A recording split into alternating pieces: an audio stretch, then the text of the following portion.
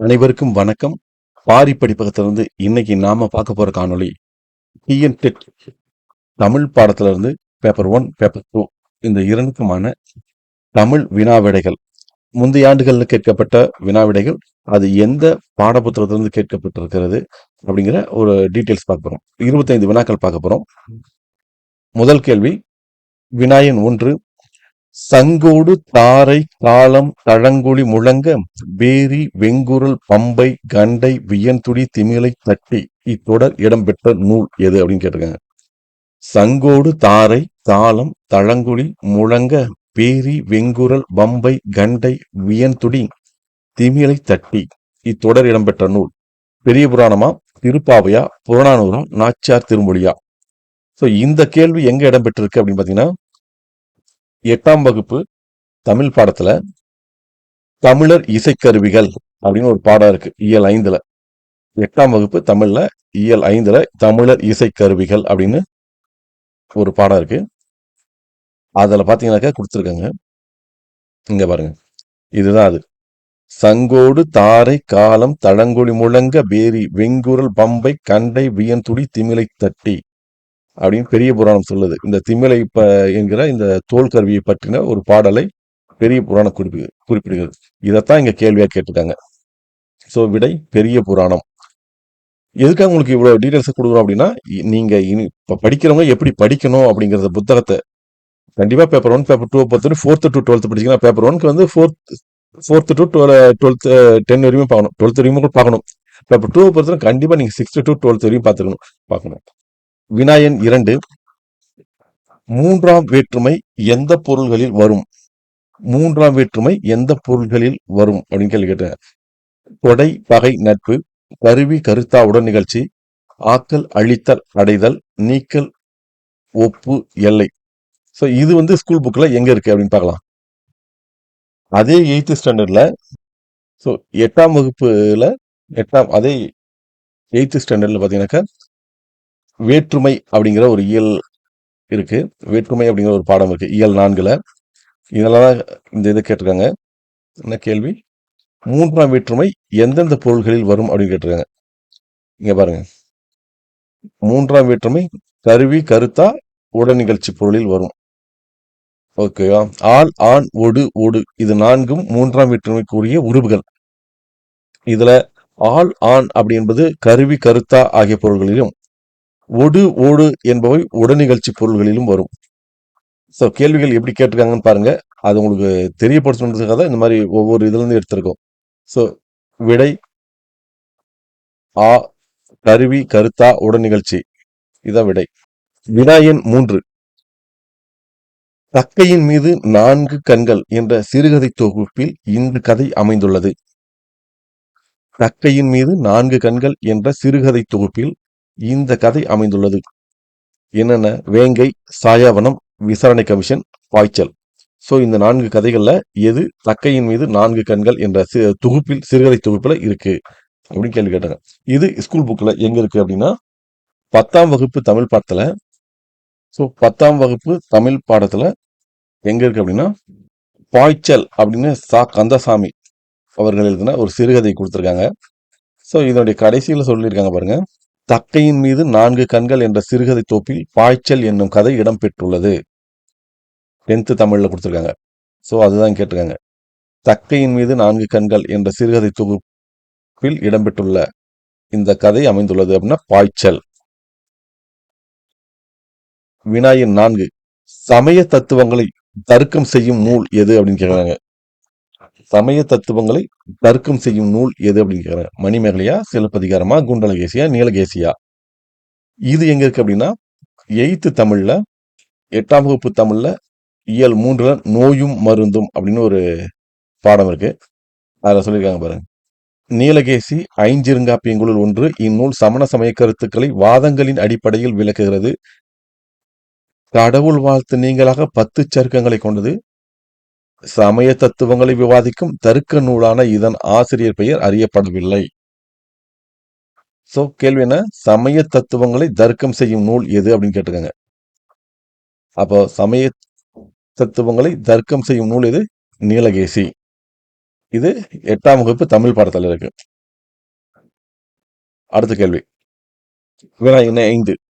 கூண்டதனை உடைத்தெழுந்த சிங்கம் போல குளிர் பொதிகை தென்தமிழே சீறி வா வா என அழைப்பவர் யார்? கூண்டதனை உடைத்தெழுந்த சிங்கம் போல குளிர் பொதிகை தென்தமிழை சீறி வா வா என அழைப்பவர் சிற்பி பாலசுப்ரமணியமா, பாரதிதாசனா, கண்ணதாசனா, வாணிதாசனா? இது எங்க இருக்கு அப்படின்னா 12ஆம் வகுப்பு பொதுத்தமிழ்ல இளந்தமிழே அப்படின்னு சிற்பி பாலசுப்ரமணியம் அவர்கள் எழுதின ஒரு கவிதை கொடுத்திருக்காங்க. இதுலதான் கடைசி வரையா இருக்கு அந்த கவிதை. கூண்டதனை உடைத்தெழுந்த சிங்கம் போல குளிர் பொதிகை தென்தமிழே சீறி வா வா அப்படின்னு. அப்ப யார் சொல்றா இதை பாட்டு? சிற்பி பாலசுப்ரமணியம். விடை சிற்பி பாலசுப்ரமணியம். சோ இந்த கேள்வி எங்க இருக்கு? 12ஆம் வகுப்பு தமிழ் பாடத்துல இருக்கு. வினா எண் 6. நாமநீர் என்பதன் பொருள் யாது அப்படின்னு கேட்டிருக்காங்க. ஊட்டு நீரா, ஏரி நீரா, கடல் நீரா, குளத்து நீரா? நாமநீர் என்பதன் பொருள் யாது அப்படின்னு கேட்டிருக்காங்க. சோ இது எங்க இருக்கு ஸ்கூல் புக்ல அப்படின்னு பாத்தீங்கன்னா 6ஆம் வகுப்பு தமிழ் புத்தகத்துல சிலப்பதிகாரம் சிலப்பதிகாரம் பாடல்ல கொடுத்துருக்காங்க. இங்க பாருங்க, நாமம் நீர் அப்படின்னா அச்சம் தரும் கடல், இதாது. சோ நாம நீர் என்பதன் பொருள் கடல் நீர். நாம நீர்னா அச்சம் தரும் கடல். 6ஆம் வகுப்பு தமிழ் பாடத்துல இருக்கு இந்த வினா. அடுத்து 7. ஐம்பெரும் காப்பியம் என்னும் சொற்றொடரை முதலில் கையாண்டவர். இது ஸ்கூல் புக்ல எங்க இருக்கு அப்படின்னு பார்ப்போம். 12th தமிழ்ல இங்க கொடுத்துருங்க பாருங்க. ஐம்பெரும் காப்பியம் என்னும் சொற்றொடரை தம் உரையில் குறிப்பிட்டவர் அப்படின்னு இருக்கு. ஆக்சுவலா முதல்ல சொன்னவர் இவர் தான். யாரு? மயிலைநாதர் தான். ஆன்சர் வந்து மயிலைநாதர். இதைத்தான் அங்க கேள்வியா கேட்டிருக்காங்க. ஐம்பெரும் காப்பியம் என்னும் சொற்றொடரை தம் உரையில் குறிப்பிட்டவர் மயிலைநாதர். முதலாக குறிப்பிட்டவர் மயிலைநாதர். வினா எண் 8. பெண்மையை முதன்மைப்படுத்தும் புரட்சி காப்பியம் எது? குண்டலகேசியா, சீவக சிந்தாமணியா, மணிமேகலையா, வளையாபதியா? சோ இந்த கேள்வி நம்ம பாடப்புத்தகத்துல எங்க இருக்கு அப்படின்னா 9ஆம் வகுப்பு தமிழ் பாடத்துல இருக்கு. 9ஆம் வகுப்பு தமிழ்ல இங்க பாருங்க, இது எங்க இருக்கு? மணிமேகலை அப்படின்னு ஒரு பாடம் கொடுத்துருக்காங்க 9ஆம் வகுப்பு தமிழ்ல. இங்க இருப்பாங்க. இது பெண்மையை முதன்மைப்படுத்தும் புரட்சி காப்பியம். சோ 9ஆம் வகுப்பு தமிழ்ல இருக்கு. இது எதுக்காகனா கேள்விகளை எப்படிலாம் எடுத்திருக்காங்க அப்படின்னு நீங்க இதை தெரிஞ்சாதான் நீங்க படிப்பதற்கு இது எளிமையாக இருக்கும். அதுக்காக தான் இந்த மாதிரி தேடி கொடுத்துருக்கோம். சோ விடை பெண்மையை முதன்மைப்படுத்தும் புரட்சி காப்பியம் மணிமேகலை. வினா எண் 9. வாளால் அறுத்துச் சுடினும் மருத்துவன் பால் மாளாத காதல் நோயாளன் போல் மாயத்தால் இப்பாடல் 4000 திவ்ய பிரபந்தத்தின் எந்த பகுதியில் இடம்பெற்றுள்ளது அப்படின்னு கேட்டிருக்காங்க. வாளால் அறுத்துச் சுடினும் மருத்துவன் பால் மாளாத காதல் நோயாளன் போல் மாயத்தால் இப்பாடல் 4000 திவ்ய பிரபந்தத்தின் இப்பகுதியில் இடம்பெற்றுள்ளது. 4000 திவ்ய பிரபந்தம் 4 ஆயிரமாக பிரிக்கப்பட்டுள்ளது. முதல் 1000, 2ஆம் 1000, 3ஆம் 1000, 4ஆம் 1000 அப்படின்னு பிரிக்கப்பட்டிருக்கு. இதுல எந்த பகுதியில் இருக்கு அப்படின்னு கேள்வி கேட்டிருக்காங்க. இந்த கேள்வி இப்ப எந்த பாட புத்தகத்துல இருக்குன்னு பார்ப்போம். 10ஆம் வகுப்பு தமிழ் பாடத்துல பெருமாள் திருமொழி அப்படின்னு ஒரு டாபிக் இருக்கு. சோ அந்த 10ஆம் வகுப்பு தமிழ் பாடத்துல பெருமாள் திருமொழியில பாத்தீங்கன்னா ஒரு பாடல் இருக்கு. வாளால் அறுத்துச் சுடினும் மருத்துவன் பால் மாளாத காதல் நோயாளன் போல் மாயத்தால். சோ இது பாட்டு கொடுத்துருங்க. இந்த பாட்டு எந்த ஆயிரத்துல இருக்கு அப்படின்னா இங்க சொல்லியிருக்காங்க பாருங்க. 4000 திவ்ய பிரபந்தத்தின் முதல் 1691வது பாசுரமாக இப்பாட்டு பகுதியில் கொடுக்கப்பட்டுள்ளது அப்படின்னு சொல்லியிருக்காங்க. அப்போ இந்த பாடல் எங்க இருக்கு? முதல் 1000த்துல இருக்கு. எத்தனாவது பாட்டா இருக்கு? 691வது பாடலாக இருக்கு. முதல் 1000த்துல 691வது பாடலாக இருக்கிறது. வினா எண் 10. ஆர்கலி என்ற சொல்லின் பொருள் யாது என்ன அப்படின்னு கேக்குறாங்க. ஆர்கலி என்ற சொல்லின் பொருள் என்ன அப்படின்னா, ஆர்கலி அப்படின்னா வெள்ளம் தான் வரும். இதான் ஆன்சர். பள்ளி பாடத்துல எங்க இருக்குன்னு பார்ப்போம். சோ இது வந்து 12th பொது தமிழ்ல இருக்கு. எங்க இருக்கு அப்படின்னா இங்க பாருங்க. ஆர்கலினா வெள்ளம். 12th பொது தமிழ்ல நெடுநல் வாடை பத்தி ஒரு பாடல் கொடுத்துருக்காங்க. அதுல வந்து ஆறுகளி அப்படின்னா வெள்ளம். இதான் அதனுடைய ஆன்சர். ஸோ ஆறுகளினா வெள்ளம். வினா எண் 11. தமிழர் சமுதாயம் என்ற நூலின் ஆசிரியர் யார்? தமிழர் சமுதாயம் என்ற நூலின் ஆசிரியர் யார்? சுஜாதாவா, தேவநேய பாவாணர், மறைமலை அடிகளா, கவிஞர் தமிழ் ஒழியா? ஸோ இந்த கேள்வி பாட புத்தகத்துல எங்க இருக்கு அப்படின்னு பார்க்க போறோம். இது வந்து 9ஆம் வகுப்பு தமிழ் பாடத்துல இருக்கு. கவிஞர் தமிழ் ஒளி அவர்கள் எழுதின ஒரு பாட்டை கொடுத்துருக்காங்க. அதுல சொல்லியிருக்காங்க, கவிஞர் தமிழ் ஒளி எங்க பிறந்தாரு, என்னென்ன அவர் டீட்டெயில்ஸ் முடிச்சுட்டு அவர் என்னென்ன நூல்கள் எழுதியிருக்காங்க அப்படின்னா, இங்க பாருங்க, தமிழர் சமுதாயம் முதலான இவர்களின் படைப்புகள் குறிப்பிடத்தக்கவை அப்படின்னு சொல்லியிருக்காங்க. அப்போ தமிழர் சமுதாயம் என்ற நூலின் ஆசிரியர் யாருன்னா கவிஞர் தமிழ் ஒளி. அடுத்து வினா எண் 12. பேசப்படுவதும் எழுதப்படுவதுமே உண்மையான மொழி என்று கூறியவர் திருவிக்கவா, மூவாவா, பவனந்தி முனிவரா, இந்திரனா? பேசப்படுவதும் எழுதப்படுவதுமே உண்மையான மொழி என்று கூறியவர் யார் அப்படின்னு கேக்குறாங்க. இந்த கேள்வி பாடப்புத்தகத்துல எங்க இருக்குன்னு பார்க்கலாம். ஸோ இந்த வினா 7ஆம் வகுப்பு தமிழ் பாடத்துல பேச்சு மொழியும் எழுத்து மொழியும் அப்படின்னு ஒரு உரைநடை இருக்கு.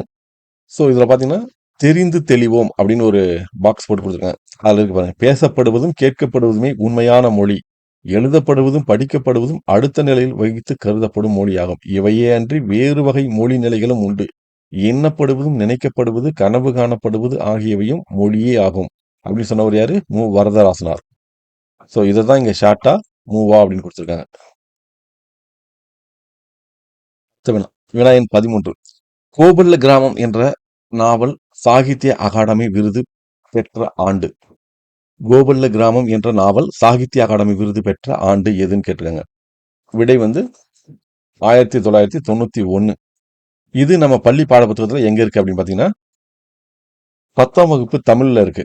10ஆம் வகுப்பு தமிழ் பாடத்துல நம்ம கி ராஜநாராயணன் அவருடைய ஒரு சிறுகதையை கொடுத்திருப்பாங்க. கோபாலபுரத்து மக்கள் அப்படிங்கிற இந்த இதை வந்து இந்த சிறுகதை சுருக்கி கொடுத்துருக்காங்க. ஸோ இதனுடைய கடைசி பகுதியில் பார்த்தீங்கன்னாக்கா இங்க பார்த்துருக்காங்க, கோபாலபுரம் புதினத்தை தொடர்ந்து எழுதப்பட்ட கோபால மக்கள் ஆகும் அப்படின்னு சொல்லிட்டு இங்க 1994ஆம் ஆண்டு சாகித்ய அகாடமி விருது பெற்றது. இது கோபாலபுர கிராமம். வினா எண் 14. நமது தமிழகத்தின் தனிச்சிறப்பு என்று கூறத்தகும் சங்க இலக்கிய சாரத்தை சாமானியரும் அறிந்து வாசிக்கக்கூடிய முறையில் தீட்டப்பட்ட ஏடுகள் இருக்க வேண்டும் என்று கூறிய முன்னாள் முதல்வர் யார்? நமது தமிழகத்தின் தனிச்சிறப்பு என்று கூறத்தகும் சங்க இலக்கிய சாரத்தை சாமானியரும் அறிந்து வாசிக்கக்கூடிய முறையில் தீட்டப்பட்ட ஏடுகள் இருக்க வேண்டும் என்று கூறிய முன்னாள் முதல்வர் யார் அப்படின்னு கேள்வி கேட்கிறாங்க. ஸோ இந்த கேள்வி பள்ளி பாடத்துல எங்க இருக்கு அப்படின்னு பார்க்க போறோம். ஸோ இந்த வினா 9ஆம் வகுப்பு தமிழ் பாடத்துல வீட்டிற்கோர் புத்தகச்சாலை அப்படின்னு ஒரு டாபிக் இருக்கு. இதுல ஸோ இங்க பாருங்க, நாம பொதுவா இந்த மாதிரி ஹைலைட்டான விஷயங்களை தான் நிறைய படிப்போம். அவங்க எங்க கேட்டுருக்காங்க பாருங்க, நமது தமிழகத்தின் தனிச்சிறப்பு என்று கூறத்தகும் சங்க இலக்கிய சாரத்தை சாமானியரும் அறிந்து வாசிக்க கூடிய முறையில் தீட்டப்பட்ட ஏடுகள் இருக்க வேண்டும். ஸோ எப்படி கொடுத்துருக்காங்க பாருங்க, கேள்வி எங்கேருந்து எடுத்துருக்காங்க பாருங்க. ஸோ ஒவ்வொரு வரியையும் மிக கூர்ந்து கவனிக்கணும் அப்படிங்கிறது இந்த வினாக்கள்ல இருந்து நமக்கு புரிஞ்சுக்க வேண்டியதா இருக்கு. ஸோ இதற்கான விடை பேரறிஞர் அண்ணாதுரை. வினா எண் 15. பசும்பொன் முத்துராமலிங்க தேவரின் படிப்பு பாதியில் நின்று போக காரணமான நோய் எது? ஸோ இது ஓரளவுக்கு படிச்சவங்க எல்லாருக்குமே தெரியும், பிளேக் நோய் தான். இது பள்ளி பாடத்துல எங்க இருக்கு அப்படின்னு பார்க்கலாம். இது 7ஆம் வகுப்பு தமிழ் பாடத்துல இருக்கு. 7ஆம் வகுப்பு தமிழ்ல பாருங்க, தேசியம் காத்த செம்மல் பசும்பொன் முத்துராமலிங்க தேவர் அப்படின்னு ஒரு பாடம் இருக்கு. ஸோ இந்த பாடத்தை அப்படியே படிச்சுட்டு வந்தீங்கன்னாக்க இங்க பாருங்க, அவ்வூரில் பிளேக் நோய் பரவியதால் அவரது படிப்பு பாதியில் நின்றது அப்படின்னு கொடுத்துருக்காங்களா. ஸோ இதைத்தான் இங்க கேள்வியா கேட்டிருக்காங்க. ஸோ இதுக்கான விடை பிளேக் நோய். இது வந்து 7ஆம் வகுப்பு தமிழ் பாடத்துல இருக்கு. அடுத்து வினா எண் 16. பண்டைய கால கல்வி முறையில் வேத்தான் என அழைக்கப்படுபவர் யார்? பண்டைய கால கல்வி முறையில் வேத்தான் என அழைக்கப்படுபவர் யார்? பள்ளிக்கு முதலில் வருபவர், பள்ளிக்கு கடைசியாக வருபவர், வேத கல்வியை கற்பவர். இதுக்கான விடை பள்ளி பாட புத்தகங்கள் எங்க இருக்குன்னு பார்க்கலாம். ஸோ இந்த கேள்விக்கான விடை எங்கன்னா 12th தமிழ்ல இருக்கு. டுவெல்த் தமிழ்ல பாத்தீங்கன்னாக்கா, டுவெல்த் பொது தமிழ்ல பண்டைய காலத்து பள்ளிக்கூடங்கள் அப்படின்னு உவே சாமிநாதையர் எழுதிய ஒரு உரைநடை கொடுத்துருக்காங்க. ஸோ இதில் அப்படியே படிச்சுட்டே வந்தீங்கன்னாக்கா, இங்க பாருங்க, தெரியுமா அப்படின்னு ஒரு கட்டம் கொடுத்துருக்காங்கல்ல. இதில் பாருங்க, பள்ளிக்கூடத்திற்கு காலையில் 5 மணிக்கே வந்துவிட வேண்டுமாகையால் பிள்ளைகள் பெரியவர்களை அழைத்து வருவதே வழக்கம். முதலில் வருபவனை வேத்தான் என்று சொல்வார்கள். இதைத்தான் கேள்வியா கேட்டிருக்காங்க. எங்கிருந்து எடுத்திருக்காங்க பாருங்க. முதலில் வருபவனை வேத்தான் என்று சொல்வார்கள். ஸோ பண்டைய கால கல்வி முறையில் வேத்தான் என அழைக்கப்படுபவர் யாருன்னா, பள்ளிக்கு முதலில் வருபவருக்கு வேத்தான் அப்படின்னு சொல்லுவாங்க. வினாயன் 17. வருபவர் எவராயினும் நன்றி செலுத்து என்று வேண்டுபவர் யார்? வருபவர் எவராயினும் நன்றி செலுத்து என்று வேண்டுபவர் திருவள்ளுவரா, ஜலாலுத்தீன் ரூமியா, அப்துல் கலாமா, அன்னை தெரசாவா? யார் சொன்னது இந்த கோட்டை? ஸோ இந்த கேள்விக்கான விடை எங்க இருக்குனாக்கா, அதே 12th புக்ல விருந்தினர் இல்லம் ஜலாலுத்தீன் ரூமி அப்படிங்கிற எழுதின இந்த பாடத்துல இங்க பாருங்க, வருபவர் எவராயினும் நன்றி செலுத்து. இதுதான் அது. இதைத்தான் இப்போ 12th கவிதை பேழையில விருந்தினர் இல்லம் அப்படிங்கிற டைப்ல ஜலாலுத்தீன் ரூமி அவர்கள் எழுதின ஒரு கவிதை தான். அந்த கவிதையில் இருக்கக்கூடிய ஒரு வரி தான் இது, வருபவர் எவராயினும் நன்றி செலுத்து. ஸோ இதைத்தான் இங்க கேள்வியா கேட்டிருக்காங்க. ஸோ இதுக்கு ஆன்சர் ஜலாலுத்தீன் ரூமி. வினா எண் 18. வட இந்திய பெருங்கடலில் உருவாகும் புயல்களுக்கு பெயர் வைக்கும் நடைமுறை தொடங்கிய ஆண்டு எதுன்னு கேட்டிருக்காங்க. வட இந்திய பெருங்கடலில் உருவாகும் புயல்களுக்கு பெயர் வைக்கும் நடைமுறை தொடங்கிய ஆண்டு. இது பள்ளி பாடத்துல எங்க இருக்கு? 10ஆம் வகுப்பு தமிழ்ல இந்த வினா இருக்கு. எங்க இருக்கு அப்படின்னா, பா சிங்காரம் அவர்கள் எழுதின புயலிலே ஒரு தோணி அப்படிங்கிற அந்த பாடத்துல அப்படியே இங்க வந்தீங்கன்னா தெரியுமா அப்படின்னு கொடுத்துருங்க பாருங்க. இதுல வட இந்திய பெருங்கடலில் உருவாகும் புயல்களுக்கு பெயர் வைக்கும் நடைமுறை 2000ஆவது ஆண்டில் தொடங்கியது அப்படின்னு கொடுத்துருக்காங்க பாருங்க. ஸோ இதுதான் அந்த இது. இதைத்தான் இங்க கேள்வியா கேட்டிருக்காங்க. ஸோ அப்ப இதற்கான விடை 2000. வினாயின் 19. இளம் பாக்குக்கு வழங்கப்படும் பிஞ்சு வகை தமிழ்ச்சொல். இளம் பாக்குக்கு வழங்கப்படும் பிஞ்சு வகை தமிழ்ச்சொல் என்ன அப்படின்னு கேட்டிருக்காங்க. ஸோ இந்த கேள்வி நம்ம பாடத்திட்டத்துல எங்க இருக்கு அப்படின்னு பார்க்கலாம். அதே 10ஆம் வகுப்புல நம்ம தேவநேய பாவாணர் அவர்கள் எழுதின தமிழ் சொல் வளம் அப்படிங்கிற இந்த ஒரு பாட்டில் தான் இருக்கிறதுக்காங்க. இங்க பாருங்க, இளம் பாக்குக்கு நுழாயின் பேர், நுழாய்னா இளம் பாக்கு. ஸோ இதை தான் இங்க நம்ம கேள்வியா கேட்டிருக்காங்க. ஸோ இளம் பாக்குக்கு வழங்கப்படும் பிஞ்சு வகை தமிழ்ச்சொல். ஸோ பிஞ்சு வகை, தாவரத்தின் பிஞ்சு வகைக்கு வழங்க சொற்கள் அப்படி கொடுத்துருக்காங்க. நுழாய்னா இளம் பாக்கு. ஸோ இதுதான் ஆன்சர், நுழாய். வினாயன் 20. காயில் உலகனைத்தும் கற்புடிகான் சாழாலோ. இப்பாடல் வரிகளில் அமைந்துள்ள காயில் உணர்த்தும் பொருள் யாது அப்படின்னு கேட்டுங்க. காயில் உலகனைத்தும் கற்புடிகான் சாழலோ. இப்பாடல் வரிகளில் அமைந்த காயில் உணர்த்தும் பொருள் யாது அப்படின்னு கேட்டிருக்காங்க. ஸோ இதுக்கான ஆன்சர் பார்க்கறது முன்னாடி இது பள்ளி பாடத்துல எங்க கேட்டிருக்காங்க அப்படின்னு பார்த்துட்டு வந்துடலாம். ஸோ இந்த கேள்விக்கான விடை 11ஆம் வகுப்பு தமிழ் பாடத்துல திருச்சாழல் அப்படின்னு ஒரு பாட்டு கொடுத்துருக்காங்க, மாணிக்க வாசகர்கள் வந்து. ஸோ இதுல பாத்தீங்கன்னாக்கா இங்க கொடுத்துருக்காங்க பாருங்க, காயில் அப்படின்னா வெகுண்டால். இந்த காயில் அப்படிங்கிற வேர்டு இந்த பாட்டுல இருக்கு. அதுக்கான மீனிங் வெகுண்டால். காயில் என்பதன் பொருள் வெகுண்டால். ஸோ விடை வெகுண்டால். அடுத்து வினாயன் 21. இதுவரை நம்ம 1ல இருந்து 20 வரையும் பார்த்தது எல்லாமே இலக்கியம் சார்ந்த கேள்விகள். இப்போ ஒரு ஒரு 5 வினாக்கள் வந்து இலக்கணம் சார்ந்து எப்படி கேட்டிருக்காங்க ப்ரீவியஸ் இயர்ல, அதாவது 2022 23 நடந்த தேர்வுகளில் கேட்கப்பட்ட விடை, வினா விடைகள். விதித்தல் பொருளில் வரும் வியங்கோல் வினைமுற்று டேஷ் இடத்தில் வராது. விதித்தல் பொருளில் வரும் வியங்கோல் வினைமுற்று டேஷ் இடத்தில் வராது. முன்னிலையிலையா, தன்மையிலையா, படற்கையிலையா, இல்ல மூவிடங்களிலும் வராதா? இதுக்கு ஆன்சர் கொடுத்துருங்க. இதுக்கான ஆன்சர் பள்ளி பாட புத்தகத்துல எங்க இருக்குன்னு பார்க்கலாம். ஸோ இதுக்கான ஆன்சர் எங்க இருக்குனாக்கா, 8ஆம் வகுப்பு தமிழ் பாடத்துல இலக்கணம் கொடுத்துருக்காங்க. வினைமுற்று அப்படின்னு இயல் 2ல வினைமுற்றுன்னு ஒன்று கொடுத்துருக்காங்க. ஸோ அப்படியே இங்க வந்து எனக்கு வியங்கோல் வினைமுற்று அப்படின்னு கொடுத்துருக்காங்க. இங்க அதை பத்தின டீட்டெயில்ஸ் எல்லாம் கொடுத்துருக்காங்க. ஸோ இதெல்லாமே நம்ம படிச்சுக்குவோம். தெரிந்து தெளிவோம் அப்படின்னு பார்த்தீங்கன்னா, விதித்தல் பொருளில் வரும் வியங்கோல் வினைமுற்று தன்மை இடத்தில் இடம்பெறாது. ஓகேங்களா? விதித்தல் பொருளில் வரும் வியங்கோல் வினைமுற்று தன்மை இடத்தில் வராது அப்படின்னு கொடுத்துருக்காங்க. ஸோ இப்போ இங்க இருந்து கேள்வி எடுத்திருக்காங்க. எங்க 8ஆம் வகுப்பு தமிழ் பாடத்துல இருந்து எடுத்திருக்காங்க இந்த கேள்வி. விதித்தல் பொருளில் வரும் வியங்கோல் வினைமுற்று தன்மை இடத்தில் வராது. வினா எண் 22. ஒரு பொருளின் இயல்பை மிகைப்படுத்தி அழகுடன் கூறுவது டேஷ் அப்படின்னு கொடுத்துருக்காங்க. ஒரு பொருளின் இயல்பை மிகைப்படுத்தி அழகுடன் கூறுவது டேஷ். பொருள் வேற்றுமை அணியா, தற்குறிப்பேற்ற அணியா, உயர்வு நவிசி அணியா, பிரிது மொழிதல் அணியா? இது பள்ளி பாடப்புத்தகத்துல எங்க இருக்குன்னு பார்த்துட்டு அதுக்கப்புறம் ஆன்சர் பார்க்கலாம். ஸோ இந்த கேள்விக்கான விடை வந்து 6ஆம் வகுப்பு தமிழ் பாடத்துல இலக்கணம் சார்ந்து ஒரு கேள்வி இருக்கு. இலக்கணம் அணி இலக்கணம்னு கொடுத்துருக்காங்க. இதுல அப்படியே இங்க பார்த்தீங்கன்னா உயர்வு நவிர்ச்சி அணி அப்படின்னு கொடுத்துட்டு ஒரு பொருளின் இயல்பை மிகைப்படுத்தி அழகுடன் கூறுவது உயர்வு நவிர்ச்சி அணி அப்படின்னு சொல்றாங்க. அப்ப இதுக்கான ஆன்சர் உயர்வு நவிர்ச்சி அணி. இது எங்க இருக்குன்னா 6th தமிழ்ல இருக்கு. வினாயன் 23. மேல்வாயை நாக்கின் நுனி வருடுவதால் பிறப்பது. மேல்வாயை நாக்கின் நுனி வருடுவதால் பிறப்பது. ஸோ இதற்கான ஆன்சர் பள்ளி பாடகத்துல எங்க இருக்குன்னு பார்க்கலாம். ஸோ இதற்கான இது 8ஆம் வகுப்பு தமிழ் பாடத்துல இங்க வர எழுத்துக்களின் பிறப்பு அப்படின்னு ஒன்று கொடுத்துருக்காங்க இலக்கணம். இதுல அப்படியே இங்க வந்து எனக்கு இர் இல் ஆகிய இரு மெய்களும் மேல்வாயை நாக்கின் நுனி வருடுவதால் பிறக்கின்றன அப்படின்னு கொடுத்துருக்காங்க.